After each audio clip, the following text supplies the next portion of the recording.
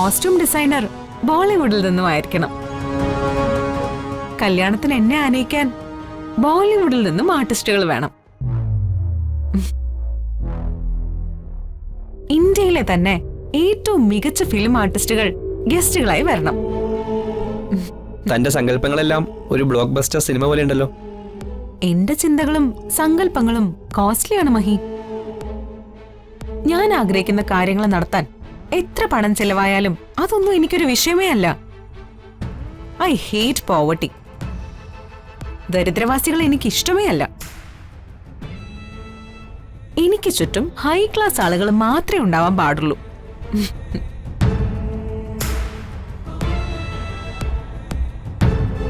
Juice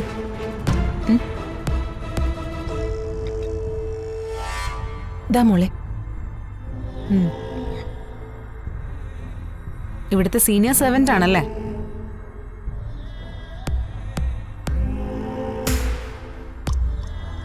എന്നെ സംബന്ധിച്ചിടത്തോളം ചന്ദ്രാമ ഇവിടുത്തെ സർവന്റ് അല്ല. എന്റെ അമ്മയെ പോലെ തന്നെ ഞാൻ കരുതുന്ന ആളാ.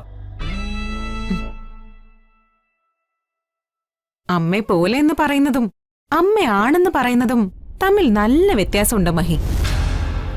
അത് മറക്കരുത്.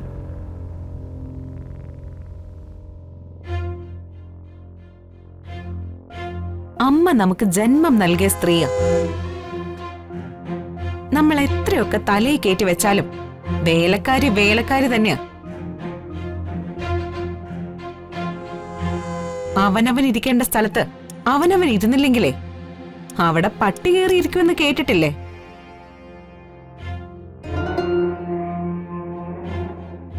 എല്ലാവരെയും അവരവരർഹിക്കുന്ന സ്ഥാനത്ത് നിർത്തണം. അതാണ് എന്റെ policy.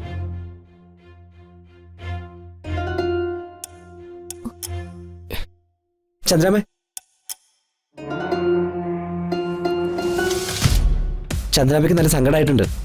So what? I don't care. ചെയ്യുന്ന ജോലിക്ക് കൂലി വാങ്ങുന്നവരവര്. അവരുടെ സന്തോഷവും സൗകര്യവും നോക്കുന്നതല്ല നമ്മുടെ ജോലി. മഹി, അതൊരിക്കലും മറക്കരുത്.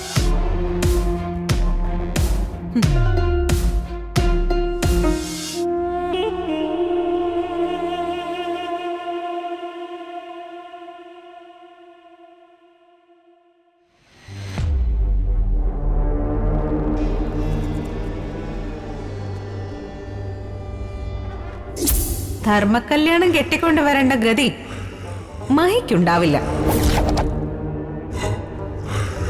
ഞങ്ങളുടെ രണ്ടുപേരുടെയും തറവാടുകളുടെ അന്തസ് നിലനിർത്തിക്കൊണ്ട് തന്നെ ഞങ്ങൾ കല്യാണം കഴിച്ച് ഒന്നിച്ച് ജീവിക്കും.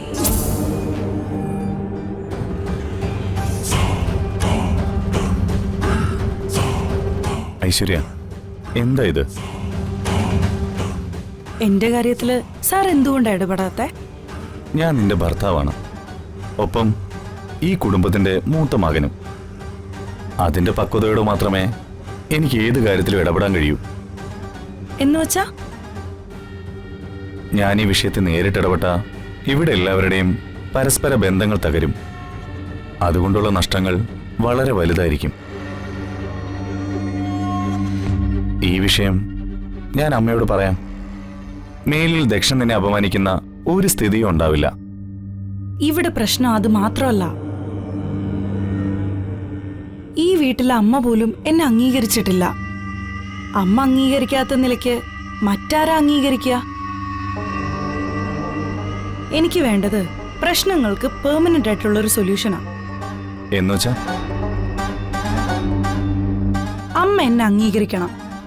ഞാൻ എപ്പോഴും സാറിനോട് പറയുന്നത് പോലെ നമ്മുടെ വിവാഹം നടന്ന കാര്യം പോലും പലരും അറിഞ്ഞിട്ടില്ല. അമ്മ ഇപ്പോഴും അംഗീകരിച്ചിട്ടുമില്ല. എല്ലാരും അറിയാനായിട്ട് ഗ്രാൻഡ് ആയിട്ടൊരു ഫംഗ്ഷൻ. അത് നടന്നാൽ തന്നെ അമ്മ എന്നെ മരുമകളായിട്ട് സ്വീകരിച്ചു എന്ന കാര്യം എല്ലാരും തിരിച്ചറിയും. അതോടെ കുടുംബത്തിലെ ഒരു അംഗമാണെന്നുള്ള നിലയിലുള്ള അംഗീകാരം എനിക്ക് കിട്ടിത്തുടങ്ങും. ഒരു ചടങ്ങ് നടന്നു കഴിഞ്ഞാൽ പിന്നെ ആരും എന്നെ അപമാനിക്കില്ല, പരിഹസിക്കില്ല. എനിക്ക് വേണ്ടി അത്രയെങ്കിലും ഒന്ന് ചെയ്തു തരാൻ സാറിനെ കൊണ്ട് കഴിയില്ലേ? കഴിയും. ഈ കാര്യം ഇന്ന് തന്നെ ഞാൻ അമ്മയോട് സംസാരിക്കാം. വീട്ടിലേക്ക് വിരുന്നു വരുന്നവരുടെ മുന്നിൽ വെച്ച് ഒരു സീൻ വേണ്ട. ഒരു കാരണവശാലും ഈ കാര്യത്തിൽ നമ്മൾ അമ്മയുടെ ഈഗോ ഹേർട്ട് ചെയ്യണ്ട. അങ്ങനെ ചെയ്ത വിപരീത ഫലമാണ് ഉണ്ടാകുക. ദക്ഷയും കൂട്ടരും പൊക്കോട്ടെ. അതിനുശേഷം ശാന്തമായി നമുക്ക് അമ്മയോട് സംസാരിക്കാം. ഫംഗ്ഷൻ നടത്തേണ്ട കാര്യം അമ്മയോട് പ്രത്യേകം പറയണം. ആ കാര്യം ഞാൻ അമ്മയോട് സംസാരിക്കാം. നമ്മുടെ വിവാഹത്തിന്റെ റിസപ്ഷൻ അമ്മയുടെ അനുഗ്രഹത്തോടെ ഇവിടെ നടത്തുകയും ചെയ്യാം. പോരെ? ഇത് എന്നെ സമാധാനിപ്പിക്കാൻ വേണ്ടി മാത്രം സാറ് പറഞ്ഞതല്ലോ. അല്ല, ആത്മാർത്ഥമായിട്ട് പറയുക. ഈ കാര്യം ഞാൻ അമ്മയോട് സംസാരിക്കാം, സമ്മതിപ്പിക്കുകയും ചെയ്യാം. അമ്മയെ കൊണ്ട് തന്നെ ഞാനത് നടത്തിക്കും.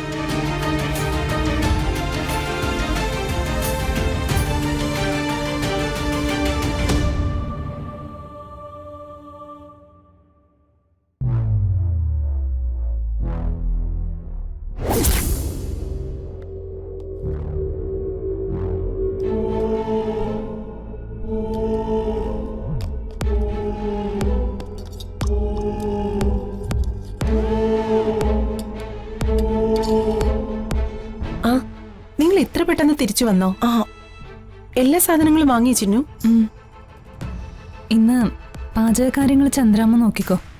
ആ സമയം കൊണ്ട് ഞാൻ പുറത്തെ ജോലികളൊക്കെ തീർക്കാം. സാധാരണ ഇങ്ങനെയല്ലല്ലോ ചിന്നു പറയാറ്.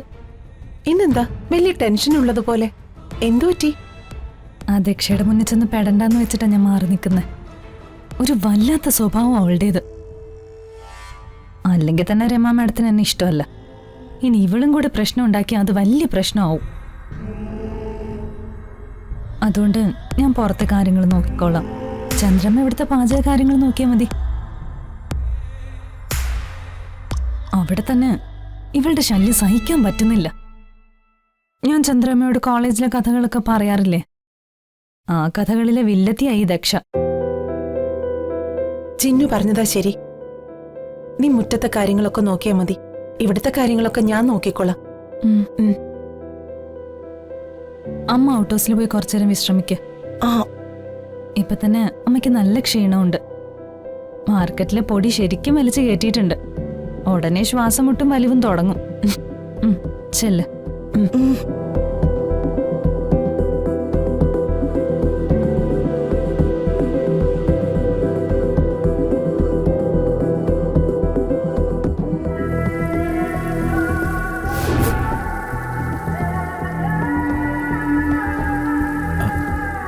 കല്യാണി,